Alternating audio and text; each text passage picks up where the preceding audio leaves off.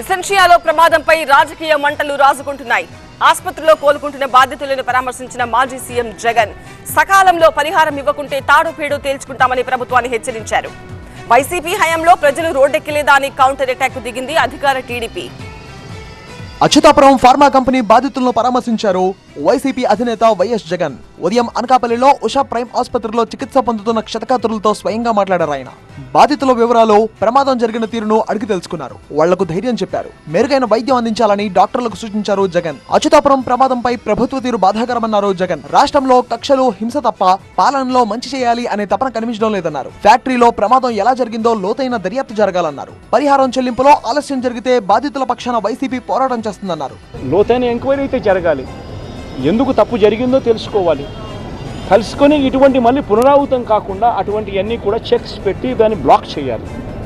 Plus protocol ఏదైతే ఎగ్జిస్టెన్స్లో ఉందో దాన్ని ఇంప్లిమెంట్ చేసే కార్యక్రమం జరగాలి.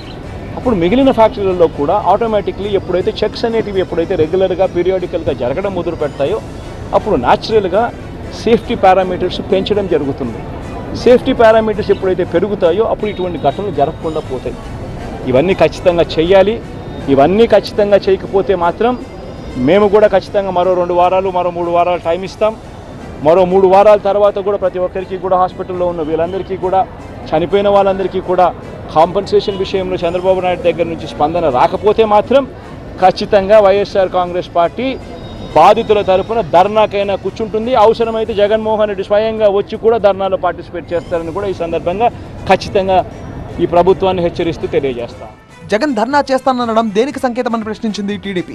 వైసీపీ హయాంలో ప్రజల పరిహారం కోసం రోడ్డెక్కి ధర్నా చేశారని గుర్తు చేశారు ఆ పార్టీ నేతలు.